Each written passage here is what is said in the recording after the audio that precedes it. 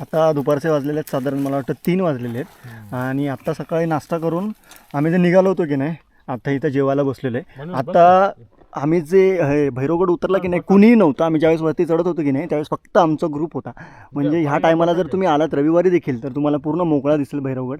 आणि आता त्या बेसकीमध्ये आम्ही जेवण करतो आणि जेवण झाल्यानंतर पुढची ती आपली भिलेनीची पूड करायची. सो जेवायला काय आहे तांदळाची भाकरी. कसली भाजी आहे मनोजी? हां मेथीची भाजी ठेचा मस्त एकदम.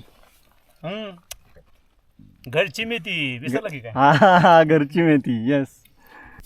आणि फायनली मंडळी आपण ज्याची वाट पाहत होतो की नाही म्हणजे त्या भैरवगडाच्या बेसकीतनं आपण भिलेनीचे पूड चढायला घेतले. तुम्ही पाहाल इथे आपण ऑलरेडी पुढे आपले काही मेंबर्स गेलेले आहेत त्यांनी रोप फिक्स केला आणि मग आपण आता अँकर होऊन ते क्लाइंब करतो.